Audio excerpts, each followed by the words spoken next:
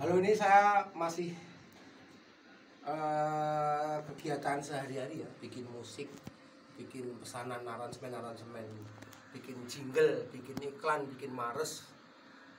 Rutinitas sehari-hari di studio, di rumah. Kebetulan ini puasa ini tetap jalan, tapi agak nggak serame puasa tahun lalu ya, karena pas setelah pemilu pengaruh banget itu ke ekonomi, tapi yo masih jalan. Ini kan akhir-akhir ini collab nih sama banyak musisi, gimana ceritanya? Oh iya, banyak musisi legend ya.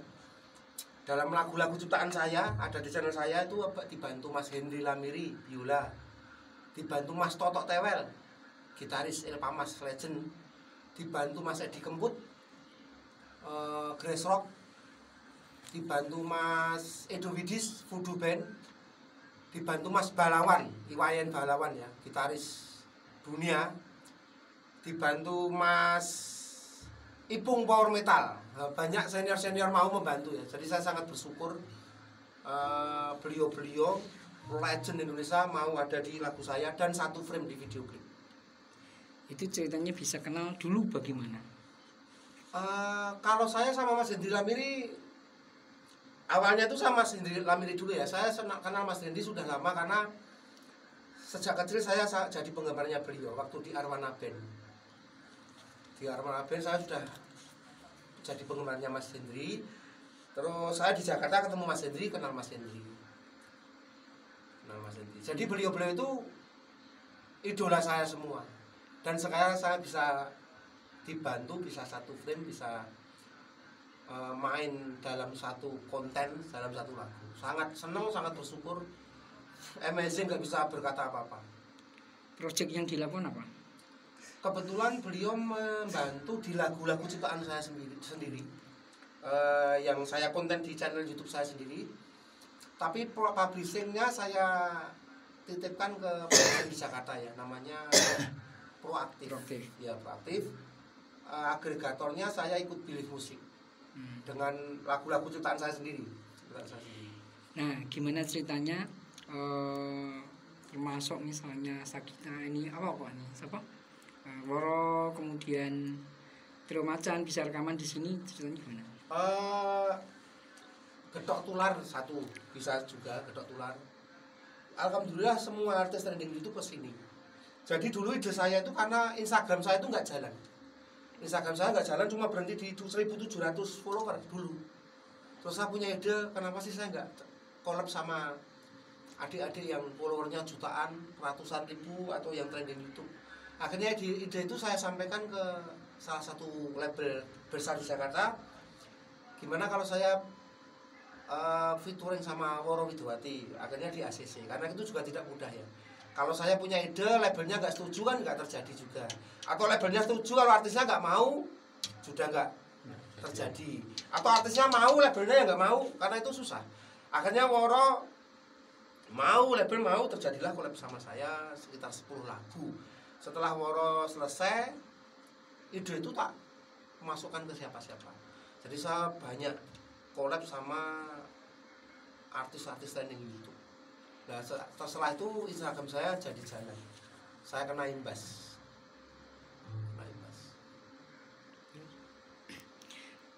Kalau rekaman di sini, menurut mereka apa yang menjadi istimewa? Kenapa mungkin tidak di Jakarta misalnya, di Proaktif misalnya? Iya, mungkin karena selain musikal ada mungkin attitude, pertemanan yang enak. Kalau membuat musik itu sama semua sekarang, digital, MIDI sama semua. Tapi ke Jakarta rata-rata ke sini ya. Karena kalau kerja membikinkan di sini tuh cepet, capek, tanggung jawab bagus. Kalau bikin di tempat lain kan cepat saja, kalau di sini bisa ditungguin. Kualitasnya bisa dijamin. Ya, Mas Katon Bagaskara saja ke sini. Kualitasnya bisa dijamin. Semua ke sini. Terakhir sama Mbak Pening itu gimana? Oh, itu collab biasa. Sebelum bikin karya original, cover itu. Karena beliau kan sahabat saya waktu satu band dulu tahun 90-an. apa sih pengaruhnya digital ini terhadap produksi musik? Wah, sangat pengaruh. Biaya produksinya murah, hasilnya apik, cepat. Coba kalau kita rekaman pakai analog habisnya berapa? Bayar drum, bayar keyboard, bayar bass, bayar apa-apa, nyewa studio pakai alat drum analog. Iya. Natanya drum saja 3 jam, nyari soundnya 3 jam, playernya mukulnya juga nggak rata, editnya lama, hasilnya juga Kurang sama saja. Dulu mana alatnya yang untuk rekaman dulu pertama-tama itu masih bisa? Oh, masih ada mas. Wah, waktu dulu masih harusnya di dulu, belum punya soundcard dulu. Terus sekarang kalau dulu kan dijadikan kaset CD, sekarang bagaimana distribusinya? Kita harus akui mas ya, sekarang hanya digital ya, YouTube. Tapi YouTube sekarang juga susah loh cari viewer YouTube itu. Jadi YouTuber musik yang menghasilkan duit itu tidak semua bisa, hanya 1, 2, 3 saja. Kalau saya pribadi, YouTube cuma untuk promosi karya saya, promosi nama, untuk cari rezeki dari jalan lain. Kalau pendistribusiannya lewat YouTube dan digital platform, DSP, digital streaming platform, Spotify, Job, itu, iTunes, Reso. Ingat nggak kira-kira yang sudah diproduksi berapa? Kalau dihitung sudah nggak bisa ya mas ya, sudah nggak bisa. Banyak banget ya, banyak. Dari kalangan apa saja?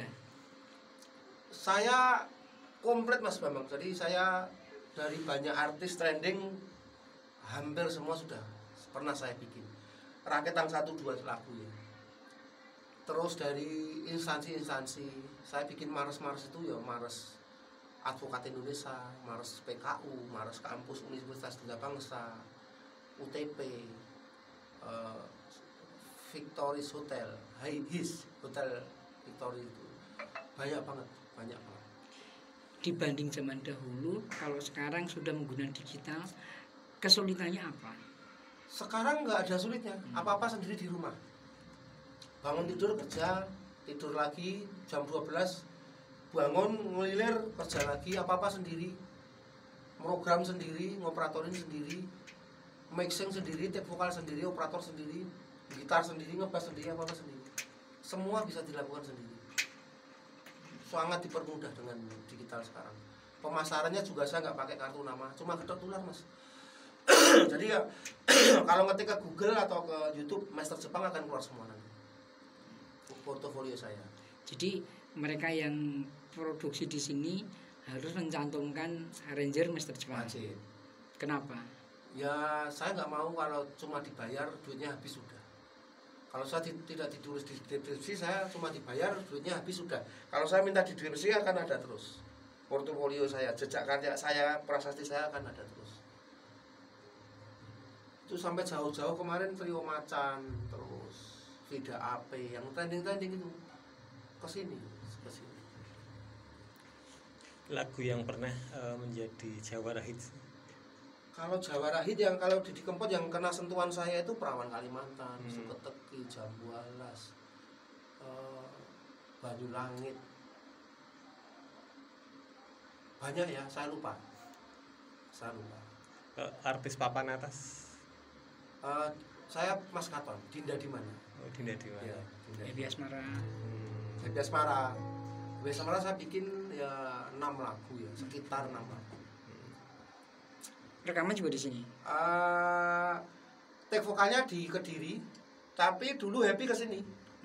Enggak take vokal. Happy ke sini, ke rumah ini. Happy Asmara ke rumah ini.